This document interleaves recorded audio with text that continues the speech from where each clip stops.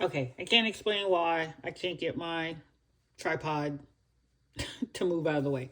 But anywho, so I've cut the, this is the second, going to be the second rising. So this is how you fold, make the little round dough balls. You just basically pinch it from the edge. You're just pulling all these little edges in, almost like I think making a dumpling.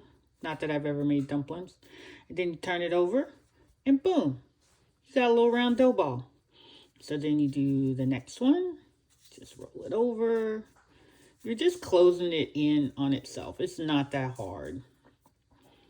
And then boom, there's that one.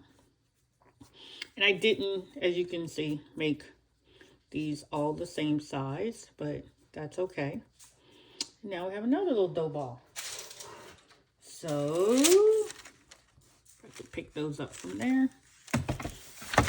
So now on my really nice cookie sheet, I'm just going to set them all side by side. And that's a little one. Then now we're going to, I like to cover mine with a clean cloth and just let them rest and rise. And this second rising is going to be about, make sure you see them, is going to be about, oh, what did my directions say? About 45 minutes. So I'm going to cover these, leave them here on the kitchen counter, and we'll be back to check on them in, okay, sorry. We'll be back to check on them in about 45 minutes. I didn't make them all the same size. And one thing I noticed in the previous batch, I made them really big and they were almost the size of like a hamburger bun.